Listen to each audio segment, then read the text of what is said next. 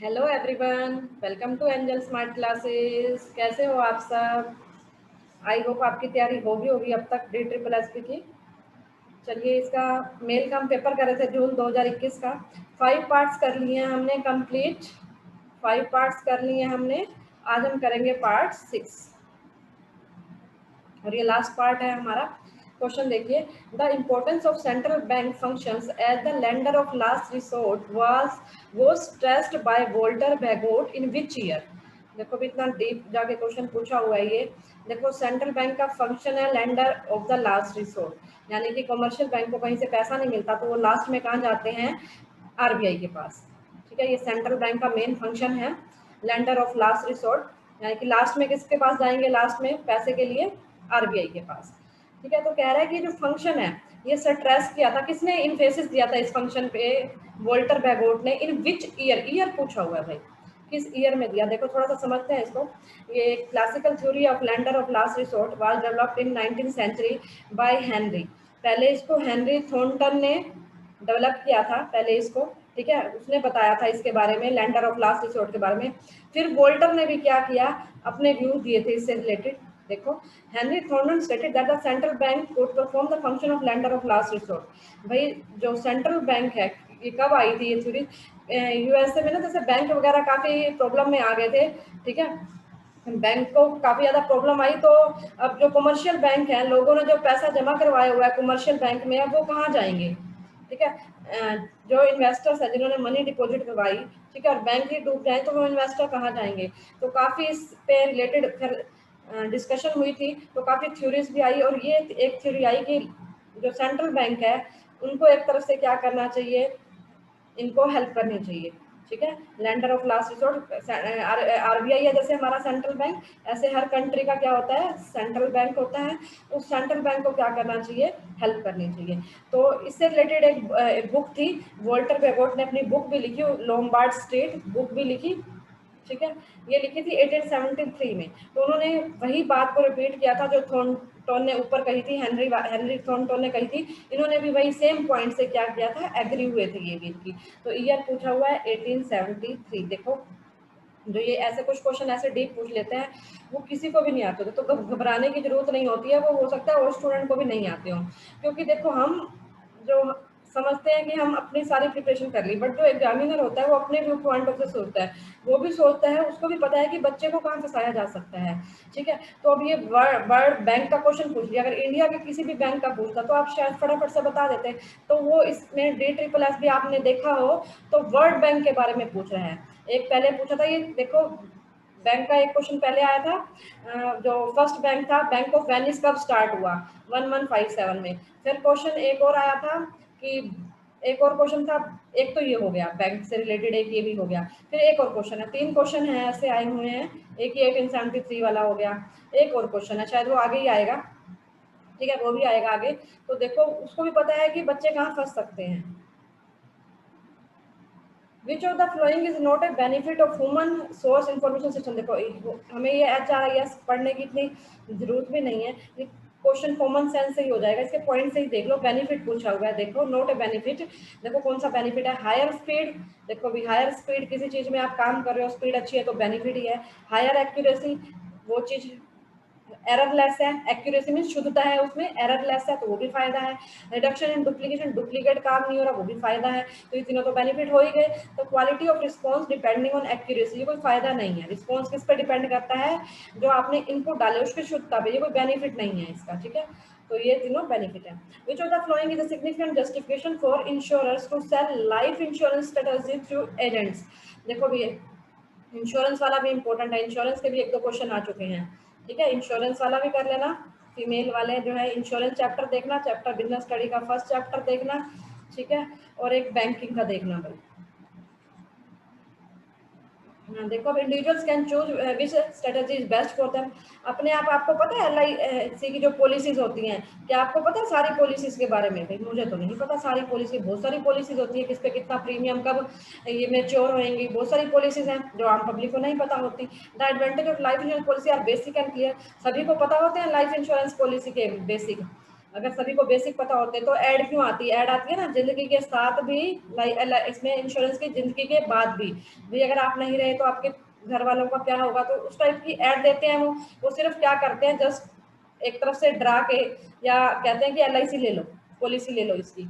Advantage have to meet there, ये बात सही है, उनको अपने टारगेट होते हैं उनको पूरा करना पड़ता है। पर यहाँ कह रहा है सिग्निफिकेंट जस्टिफिकेशन, भाई कौन सा ज्यादा बेटर है? सिग्निफिकेंट जस्टिफिकेशन, कि एजेंट के थ्रू आप क्यों सेल कर रहे हो।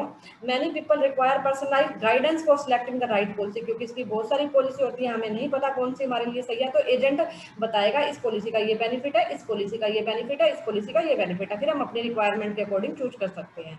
ठीक है, तो ये क्वेश्चन ये जो है सही है। Four, which of the following statement is false? अब कौन सी स्टेटमेंट फॉल्स है? The activity issue and turnover ratio are same. Activity ratio and turnover ratio are same. Activity ratio and turnover ratio same है, बिल्कुल same है ये। Debt equity ratio measure the short term financial position. Debt equity ratio measure कर नहीं, debt equity short term नहीं measure करती, क्या करती है फिर? Debt equity long term measure करती है। अभी फाइनेंशियल पोजीशन कौन सी? लॉन्ग टर्म की मेजर करती है। Working capital is an excess of current asset over current liability. Working capital क्या होती है? Current asset minus current liability.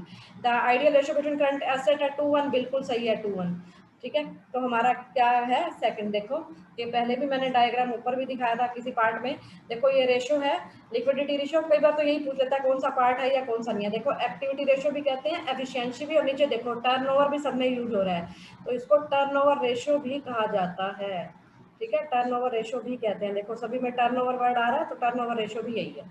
Leverage ratio, long term solvency. Debt to equity क्या बताती है? Long term solvency. ये हो गया हमारा। In India currency notes are issued by, देखो बैंक से रिलेटेड काफी क्वेश्चन आए हुए हैं। करेंसी नोट्स ये सभी को पता है, इजी है भैया, RBI। नोट्स कौन इशू करता है? RBI। As per company act 2013 form में partnership firm there should be at least 2 persons. Partnership में देखो, अगर हम पार्टनरशिप की बात करें, पार्टनरशिप में मिनिमम पर्सन कितने होते हैं? मिनिमम और यहाँ मैक्सिमम। मिनिमम किसने टेलीग्राम पे पूछा भी था भाई ये क्वेश्चन, और मैंने वहाँ रिप्लाई भी किया था। मिनिमम होते हैं 2 और मैक्सिमम कितने होते हैं? मैक्सिमम 50। पार्टनरशिप में मिनिमम 2, मैक्सिमम 50। अच्छा प्राइवेट कंपनी में पूछ सकते हैं। देखो पार्टनरशिप का तो आ गया, मे भी प्राइवेट कंपनी आ गए। प्राइवेट कंपनी में मिनिमम 2, मैक्सिमम 200।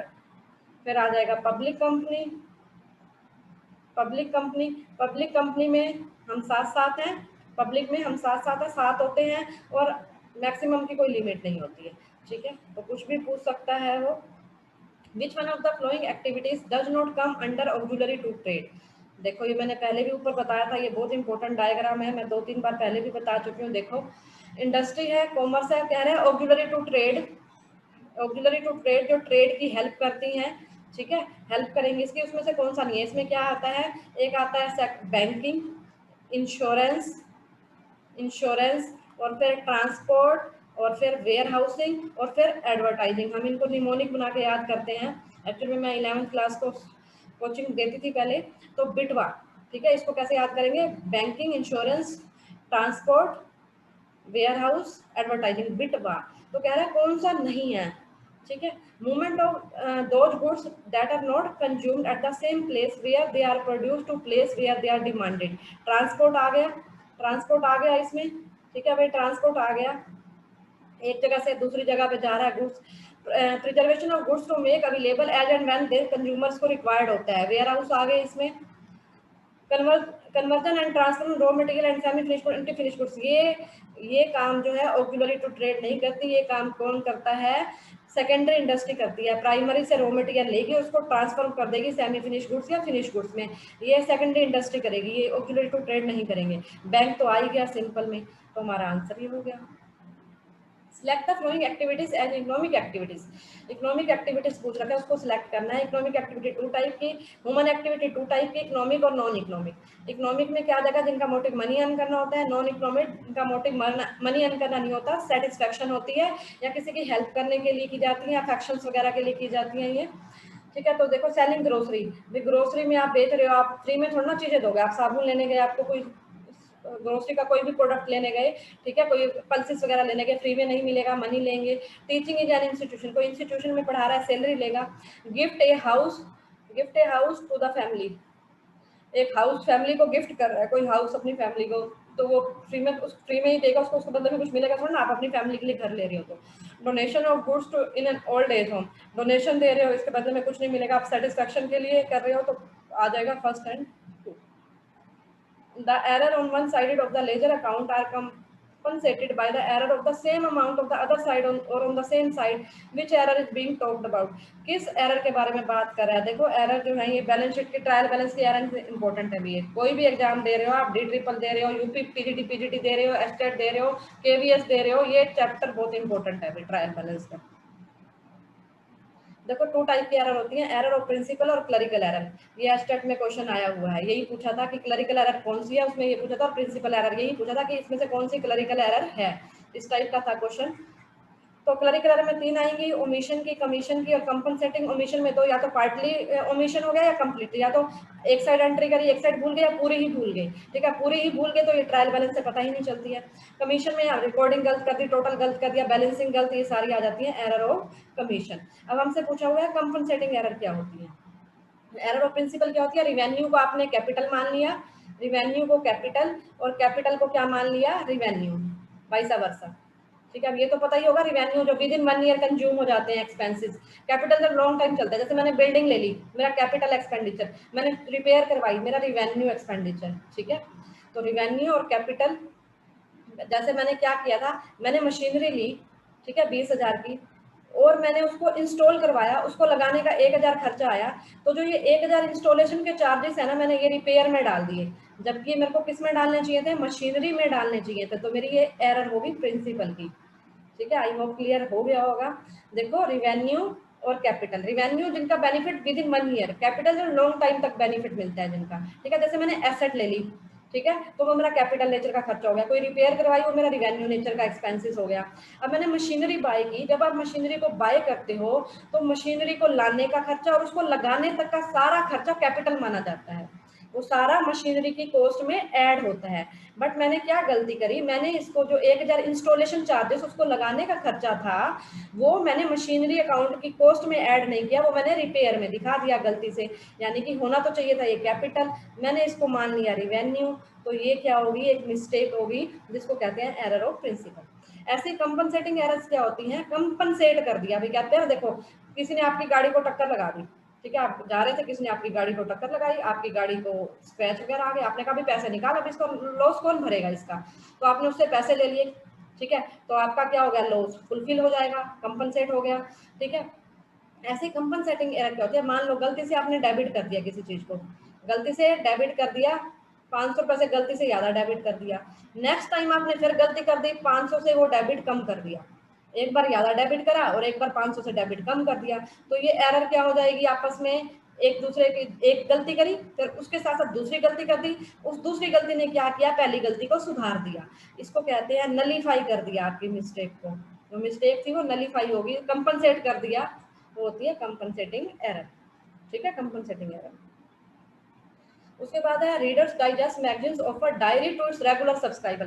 देखो जो मैगजीन्स पढ़ रहे हैं तो वो क्या दे रहे हैं अपने सब्सक्राइबर को, जो मैगजीन लेते हैं उनको क्या दे रहे हैं? डायरी दे रहे हैं। ठीक है, किस लिए? किस लिए? फॉर इंट्रोड्यूसिंग न्यू सब्सक्राइबर, भाई आप अपना न्यू सब्सक्राइबर इंट्रोड्यूस करवा दो, आपको क्या मिल जाएगा? डायरी मिल जाएगी। ठीक है, ये आप उसको यूज कर रहे हो मैगजीन को, ठीक है, फिर आप आगे नया यूजर ला रहे हो तो आपको डायरी मिल गई। ठीक है, ये होती है यूजर टू यूजर स्कीम। ऐसी स्कीम्स चलती भी रहती है ना, एमवे वगैरह की, कि आप अपने मेंबर्स बनाओ आगे, वो अपने मेंबर्स बनाए आगे, ऐसे user to user scheme. What percentage of tax is taxable on long term capital gain arising from transfer of security bond? देखो कैपिटल गेन 2 टाइप का, शॉर्ट टर्म और लॉन्ग टर्म। यहाँ लॉन्ग टर्म कैपिटल गेन की बात पूछी है, लेकिन इसमें भी अलग रेट है कि किस पे रेट पूछा हुआ है? शेयर्स पे, बॉन्ड्स पे, डिवेंचर्स पे, वो लगता है 10%। ठीक है, 10%, ये याद करना पड़ेगा। Long term capital gain shares वगैरह पे 10% लगता है। Which trade promotion leads to quick profit for wholesaler and retailer? देखो क्विक प्रॉफिट की बात कर रहा है। देखो आपको अपना प्रॉफिट बढ़ाना है तो आप कैसे बढ़ा सकते हो? Price deal, gift to dealer, gift देख के कोऑपरेटिव एडवर्टाइजिंग है। ठीक है, गिफ्ट टू डीलर दोगे तो भी आपका प्रॉफिट बढ़ेगा, लेकिन आपको क्विक प्रॉफिट बढ़ाना है, क्विकली काम करना है, तो आप क्या करोगे क्विकली के लिए? देखो जो प्राइस, जो ये कैटेगरी होती है सेल्स प्रमोशन में, इसमें कंपनी क्या करती है? Reduce the selling price. आपको इतना देखना है, रिड्यूस द सेलिंग प्राइस। जैसे ही सेलिंग प्राइस कम हो जाएंगे तो क्या क्या करोगे, जो होलसेलर है और जो रिटेलर फटाफट से उसको क्या करेंगे, बाय करेंगे। इंटाइस, आप प्राइस कम करके क्या कर रहे हो, लालच दे रहे हो, ठीक है, कि लोग उस चीज को बाय करें। जैसे मैं अमेजोन पे ना बुक्स वगैरह देखती हूँ, ठीक है, कोई बुक्स है 800 की, तो मुझे लगता है थोड़ी कॉस्टली है यार, मैं अभी नहीं ले रही, ठीक है, कोई इमरजेंसी तो होती नहीं है, ठीक है, मुझे तो वैसे पढ़ने के लिए लेनी होती है तो नहीं लेती। जैसे ही उसके प्राइस 500 आ गए सेल में या 600 आ गए, तो मैं प्राइस चेक करती रहती हूँ, तो मैं फटाफट से क्या करती हूँ, ऑर्डर दे देती हूँ। यानी कि उन्होंने क्या किया, प्राइस को कम किया, कस्टमर क्या हुआ, इंड्यूस हो गया उस चीज की तरफ, ठीक है, उसको दिखा अभी हाँ बेनिफिट मिल रहा है, फटाफट से वो ऑर्डर कर देता है। बस सेम चीज यही है, ठीक है। तो कस्टमर क्या करता है, प्राइस उसको फटाफट से लेगा, जिससे उसका प्रॉफिट इंक्रीज होता है। तो हमारा आंसर क्या हो जाएगा, price deals. Next are the voluntary association of persons who are not financially stable come together to overcome the disability arising due to inadequate financial resources are called। देखो भी, not financially stable, इतना पैसा नहीं होता उनके पास, लेकिन come together, वो एक साथ आते हैं, overcome the disability arising due to inadequate financial resources, कम पैसा है उनके पास, तो वो क्या करें, जैसे कंज्यूमर बनती है ना, कंज्यूमर कोऑपरेटिव सोसाइटी, ठीक है। कंज्यूमर कोऑपरेटिव सोसाइटी क्या होती है, सभी कुछ कंज्यूमर्स ने, वॉलेंट्री एसोसिएशन होती है अभी, ये वॉलेंट्री मीन्स आपकी इच्छा है, आपको मेंबर बनना है तो बन जाइए, नहीं बनना तो नहीं बनिए। तो आप कुछ कंज्यूमर ने मिलकर क्या किया, अपनी कोऑपरेटिव सोसाइटी बनाई। वो क्या करेंगे, लार्ज में बल्क में सामान को लेंगे, फिर मेंबर्स को स्मॉल स्मॉल क्वांटिटी में देंगे। बल्क में लेंगे तो सस्ता मिलेगा, और फिर अपने मेंबर को सस्ते में स्मॉल क्वांटिटी में दे देते हैं। तो ये कोऑपरेटिव सोसाइटी होती है। ऐसे प्रोड्यूसर की भी बन सकती है, हाउस जिनको चाहिए हाउसिंग फाइनेंस के लिए भी ऐसे housing cooperative society, marketing computer ये cooperative society, producer cooperative society, different type की बन सकती है, ठीक है। इसका एक्ट क्या है, एक्ट कर लेना इंपॉर्टेंट है, 1912 इसका एक्ट है। और मिनिमम नंबर मेंबर कितने होने चाहिए, मिनिमम मेंबर कितने होने चाहिए कोऑपरेटिव सोसाइटी में, मिनिमम मेंबर होने चाहिए 10, ठीक है। तो ये एक्स्ट्रा क्वेश्चन भी कर लेना। An individual who acquires required qualification or skills training for the particular employment is called। देखो भी, कोई पर्टिकुलर स्किल्स चाहिए, ट्रेनिंग चाहिए, क्वालिफिकेशन चाहिए, ठीक है, तो वो क्या आएगा, प्रोफेशन। जैसे डॉक्टर, जैसे सीए, जैसे लॉयर, ठीक है। अब डॉक्टर, मैं तो डॉक्टर नहीं बन सकती, मेरी बहुत इच्छा है, बट मेरे पास कोई डिग्री थोड़ी ना, क्वालिफिकेशन चाहिए, एमबीबीएस, बीडीएस, ठीक है, एमडी, मेरे पास तो नहीं है, तो मैं डॉक्टर नहीं बन सकती, ठीक है। वो और स्किल्स भी चाहिए, उसके लिए ट्रेनिंग वगैरह प्रॉपर होती है, तो वो होता है profession. Who announces the foreign trade policy in India? Trade policy को कौन अनाउंस करता है, इस मिनिस्ट्री ऑफ, देखो पॉलिसी है, बिजनेस है, बिजनेस रिलेटेड कॉमर्स है, तो इसमें तो तुक्का लग ही जाएगा आसानी से। The Hawthorne experiment studies were aimed at finding out the factors that really influence the productivity and work performance of labourers under which of the following management approaches this study was conducted by Elton Mayo. देखो सब दे रखा है, हाउथरन experiment हुआ था, या study कह लो या experiment कह लो, किसने किया था, एल्टन मायो ने किया था। उससे कौन सी अप्रोच निकल के आई थी, ह्यूमन रिलेशन अप्रोच। इससे जो पहले की अप्रोचेस थी, साइंटिफिक मैनेजमेंट था, उसकी थी टेलर की और फ्योल की थी, उन्होंने किस पे फोकस किया था, उन्होंने जो ह्यूमन है उनको एक तरह से मशीन माना था कि इनसे काम लेते जाओ लेते जाओ लेते जाओ। फर्स्ट टाइम एल्टन मायो ने फोकस किया था ह्यूमन पे, ठीक है। जो ये एक्सपेरिमेंट हुआ था 4 पार्ट्स में हुआ था, ये देख लेना भाई, क्या पता कोई पार्ट्स भी पूछ ले। वैसे ये आया हुआ है, ये क्वेश्चन आया हुआ है यूपी टीजीटी में, ये पूछा हुआ था कौन सा पार्ट है और कौन सा नहीं है। तो ये 4 पार्ट है, ठीक है। पहले एलिमिनेशन, देखो ये कितना टाइम लगाया, 24 में स्टार्ट हुआ और 32 तक ये एक्सपेरिमेंट ही चल रहा है। इतने साल की रिसर्च करी उन्होंने अपनी, और फिर क्या दिया उन्होंने, थ्योरी दी। देखो थ्योरी भी हमें तो याद करनी मुश्किल लगती है, देखो तो डेवलप करने में कितनी मुश्किल है, ठीक है। इल्यूमिनेशन एक्सपेरिमेंट, और एल्टन मायो को फादर भी कहा जाता है ह्यूमन रिलेशन का। Illumination experiment, relay assembly test room था, फिर मास इंटरव्यू प्रोग्राम, जस्ट इसके नाम हल्के से देख लेना बस, ताकि आए तो ओड वन आउट कर सको। Preeti is a person who is usually of unsound mind, भाई उसका माइंड काम नहीं कर रहा, अनसाउंड माइंड की है, बट ओकेजनली, बट कभी कभी ऑफ साउंड माइंड हो जाती है। तो can she make a contract, contract act में ये साफ कहा गया है, जो अनसाउंड माइंड का पर्सन है वो कॉन्ट्रैक्ट के लिए एलिजिबल नहीं है, उसके साथ कॉन्ट्रैक्ट नहीं किया जा सकता। बट इसमें कंडीशन लगी है ओकेजनली, कभी कभी उसका माइंड ठीक रहता है। जब माइंड ठीक रहता है इसका मतलब तो वो सोच समझ सकती है अपना भला बुरा, ठीक है, क्योंकि अनसाउंड माइंड वाला अपना पर्सन अपना भला बुरा नहीं सोच सकता।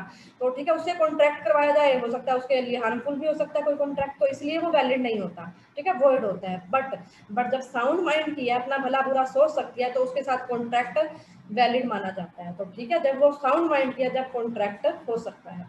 Which of the following does not fall under the accepted classification of standard industrial classification code?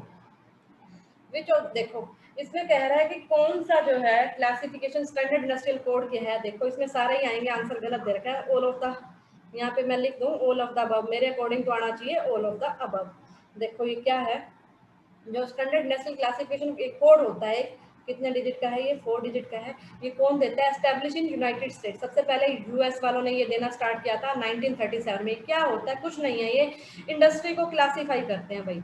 इसमें क्या करते हैं हम, इंडस्ट्रीज जो है हमारी उसको क्लासीफाई का काम करते हैं, कौन सी इंडस्ट्री किस में आएगी, बस ये वही है क्लासीफाई इंडस्ट्री एरिया। इसमें गवर्नमेंट क्या करेगी, क्लासीफाई कर देती है। जब इन्होंने दिया यूएसए वालों ने, तो और कंट्रीज ने भी क्या किया, इसको फॉलो किया। तो सारी कंट्रीज अब क्या कर, सारी नहीं मोस्टली कंट्रीज ने इसको फॉलो किया। काफी कंट्रीज हैं जो ये कोड दे रही हैं, यूके भी दे रहा है, जैसे इंडिया ने भी करा है ये, ठीक है, यूके वाले इंडिया वाले। तो ये क्लासिफिकेशन कोड है, इसमें एग्रीकल्चर, माइनिंग, ट्रांसपोर्ट, कम्युनिकेशन ये सारे ही आते हैं इसमें, ठीक है। आप भी वेरीफाई कर लेना एक बार। Security and exchange board of India has laid down which of the following, सभी को पता ही होगा भी ये सिक्योरिटी जो सेबी है हमारी, ठीक है, सेबी की एस्टेब्लिशमेंट कर लेना भी 1988 थी और 1992 थी। ये जब हुआ जब नॉन स्टैट्यूटरी बॉडी थी, बाद में एक्ट बना एज ए स्टैट्यूटरी बॉडी। कह रहा है कि मिनिमम सब्सक्रिप्शन कितना चाहिए कंपनी के, 90%, 60%, 60%, मैक्सिमम 90। देखो मैक्सिमम तो आपको पता ही होगा, मैक्सिमम तो कई बार कंपनी जब शेयर करती है इशू तो ज़्यादा एप्लीकेशंस आ जाती हैं, ठीक है, लेकिन उसके बाद शेयर जितने इशू के हैं उससे ज़्यादा तो दे नहीं सकती, तो प्रोराटा करते हैं, प्रोराटा पढ़ते हैं हम, प्रोराटा अलॉटमेंट, ठीक है। मैक्सिमम तो कोई लिमिट नहीं है, कितने भी आ सकती हैं, ठीक है, प्रोराटा है, इसमें प्रोराटा कर देंगे हम। जो मिनिमम सब्सक्रिप्शन है वो है 90%, अगर इससे कम आया तो कंपनी अपने शेयर इशू नहीं कर सकती। Which statement from the following is false, कौन सी गलत है। Mortgage debenture are called secured, बिल्कुल आपने कोई सिक्योरिटी रख दी तो वो सिक्योर्ड हो गए। Bearer debenture can be transferred, हाँ किसी पर्सन को बियरर क्या होते हैं, देखो एक बियरर क्या होते हैं, जिसपे किसी का नाम मेंशन नहीं होता, जिसके हाथ में है वही मालिक, ठीक है, कोई उसका नाम नहीं है, जिसके हाथ में है वही ओनर है, तो आप इसको इजीली ट्रांसफर कर सकते हो। Company can issue debenture of consideration other than cash, बिल्कुल ये भी पढ़ा होगा आपने। हमें कोई एसेट चाहिए, हमने एसेट बाय कर ली, एसेट बाय करी, मेरे पास पैसे नहीं है तो मैंने उसको क्या दे दिए, शेयर्स दे दिए, या मैंने उसको डिवेंचर्स दे दिए, डिवेंचर्स दे दिए मैंने उसको, ठीक है, तो ये हो सकता है consideration other than cash. Coupon rate debenture है, फिक्स रेट नहीं भाई, ये गलत है। कूपन रेट क्या होती है, जैसे उस पर कोई फिक्स इंटरेस्ट रेट नहीं होती है, जैसे 100 का है तो उसको मैंने कितने में इशू कर दिया, जो डीप डिस्काउंट पे इशू किए जाते हैं, जैसे 94 में दे दिया, तो इसमें कोई रेट नहीं होगी, ठीक है, कूपन रेट कोई फिक्स नहीं होती इसमें, ये तो ये डिस्काउंट पे इशू होते हैं basically. What is mentioned under section 44AE of the income tax act, देखो सेक्शन 44AE किसके बारे में बात करता है, ये वो पूछ रहा है, उसमें किस चीज के बारे में बताया गया है। जिस वजह से तो मेरे को ना, देखो ये ना पेपर क्लीन करने में टाइम लगता, इससे आपको आंसर पता चल जाते हैं, ठीक है। अगर मैं इसको भी हटा भी देती ना, कोशिश कर इसको भी हटा देती, लेकिन बट ये ग्रीन में है, ठीक है, तो आंसर तो आपको पता लगना ही है, तो मेरे को ये लिखना पड़ेगा, एक ही ऑप्शन है, तो इतने मेरे पास टाइम नहीं था, क्योंकि आपका पेपर नजदीक है, तो इसलिए मैंने सोचा ऐसे ही करवा दूं, जस्ट आपको आइडिया तो हो ही जाएगा एटलीस्ट कैसे क्वेश्चन आए हैं, कुछ तो बेनिफिट मिलेगा आपको। देखो आंसर दे ही रखा है, special provision of profit and gain of business of flying, hiring और लीजिंग गुड्स कैरीज। अभी फ्लाइंग का मतलब क्या होता है, जैसे ट्रांसपोर्ट का बिजनेस है, फ्लाइंग मीन जैसे ट्रांसपोर्ट का बिजनेस है जिसका, वो क्या करेंगे, जिनका ट्रांसपोर्ट का बिजनेस है, गुड्स को एक जगह से दूसरी जगह तक लेके जाएंगे, ठीक है, लेके जाएंगे, तो उसी के लिए बनाया गया ये एक्ट है 44A। इसमें कुछ कंडीशंस भी हैं, देखो थोड़ा सा लिखा है, पढ़ लेना इसको खोज करके। इसमें क्या है, फ्लाइंग, हायरिंग और leasing goods carry having not more than 10 goods carriage vehicle, कितने व्हीकल होने चाहिए उसके पास, इस एक लिमिट से ज़्यादा नहीं रख सकता जो गुड्स को कर रहा है, ये सभी पे अप्लाई हो रहा है, सभी पे नहीं, इंडिविजुअल, हिंदू, HUF पे और पार्टनरशिप फर्म्स पे अप्लाई हो रहा है, एक बार इसको देख लेना भाई। Which bank first evolved the function of clearance, settlement and transfer of mutual claims, देखो ये भी वर्ल्ड बैंक का बारे में पूछ लिया, जो बैंक है, ठीक है, किसने फर्स्ट काम स्टार्ट किया था, क्लियरेंस करने का, सेटलमेंट करने का, ट्रांसफर ऑफ म्यूचुअल क्लेम्स, आपस में क्लेम को सेट कर लो भाई। वर्ल्ड बैंक और ये तो वही है IBRD, जो IMF, ब्रिटन वुड ट्विंस कहते हैं इनको, ब्रिटन वुड ट्विंस, ठीक है, IBRD वर्ल्ड बैंक हो गया और IMF हो गया। बैंक ऑफ इंग्लैंड ने किया था, ठीक है, बैंक ऑफ इंग्लैंड कब एस्टेब्लिश हुआ, 1694 में एस्टेब्लिश हुआ था, और फर्स्ट टाइम इन्होंने ये क्या किया था, काम स्टार्ट किया था, ठीक है। इससे रिलेटेड एक दो क्वेश्चन ऊपर और भी आ चुके हैं। बैंक ऑफ एनिस 1157 में एक क्वेश्चन और भी आया था, बैंक ऑफ इंग्लैंड से था या पता कौन से बैंक से था, एक ऊपर भी हमने पार्ट में किया था। ठीक है, एक बार देख लेना भाई सारे पार्ट। देखो बैंक ऑफ इंग्लैंड, हाँ बैंक ऑफ इंग्लैंड का सेंट्रल बैंक है भाई, ये कहाँ का, यूके का सेंट्रल बैंक है ये। ठीक है, सेंट्रल बैंक है और अच्छा मॉडर्न बेस था इसका, इसी के बेस पे और बैंक बनाए गए। एस्टेब्लिश हुआ था 1694। Industrial financial corporation of India, IFC, इसका एक ऊपर भी क्वेश्चन किया था ना कि फर्स्ट कौन सा है, फर्स्ट इंस्टीट्यूशन जो 1948 में बना था, ये हम पहले ऊपर भी कर चुके हैं। Board of director which consist of partly elected और partly nominated director, the central government point whole time chairman. देखो भी सेंट्रल गवर्नमेंट क्या कर रही है, होल टाइम चेयरमैन को अपॉइंट कर रही है। ठीक है, कंसल्ट करेगी आईडीबीआई से। तो how many director, reserve bank कितने डायरेक्टर अपॉइंट करता है, 1 डायरेक्टर। आई थिंक हम ये ऊपर भी कर चुके हैं ये क्वेश्चन, है ना, आई थिंक ये रिपीट हुआ है क्वेश्चन, शायद हमने ऊपर कर लिया ये। 1 डायरेक्टर आरबीआई अपॉइंट करेगा भाई, देखो आरबीआई, 1 आई से ले लो, एक डायरेक्टर अपॉइंट करेगा। आई से देखो, आई से उठाओ, आरबीआई आई से उठाओ, आईएफसी उठाओ। ठीक है, और कितना director, 1 he director. Who gave the concept of MBO concept किसने दिया, देखो हर पेपर में कोई भी पेपर उठा के देख लो, ये नहीं पूछा हो ही नहीं सकता। एमबीओ कॉन्सेप्ट किसने दिया था, पीटर एफ ड्रकर ने, सभी को पता ही होगा। Full form management by objectives, कब दिया, 1954 में। किसने दिया अपनी book, the practice of management. तो क्वेश्चन आ जाता है the practice of management book किसने लिखी, पीटर एफ ड्रकर ने। अच्छा एक क्वेश्चन मिस हो गया शायद, यहाँ पे एक क्वेश्चन मिस हो गया,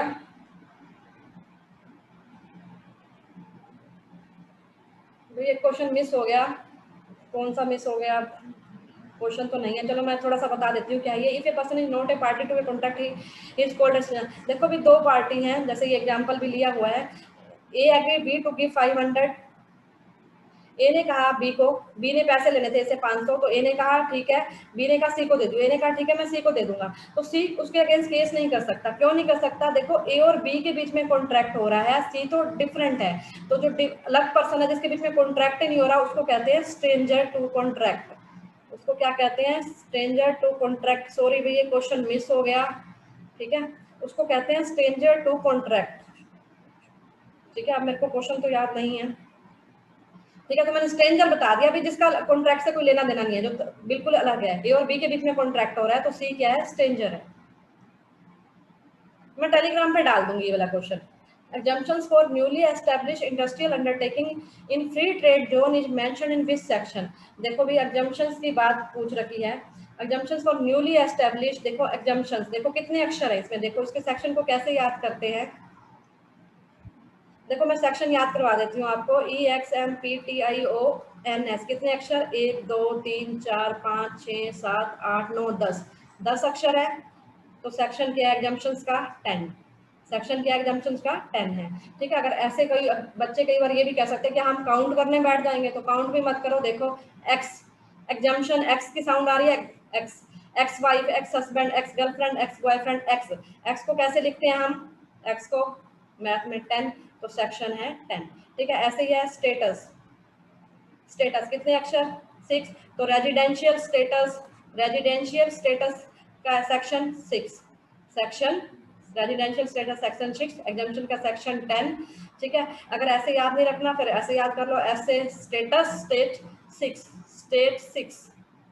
ठीक है, जैसे मर्जी याद रख लो। ठीक है, ऐसे और है सैलरी का, मैंने किसी पर्सन को अपॉइंट किया, मैंने कहा कितनी सैलरी लोगे भाई, आपकी एक्सपेक्टेशन क्या है, वो कहता है मैं 17,000 लूंगा। मैंने कहा नहीं भाई हम तो 15,000 दे सकते हैं।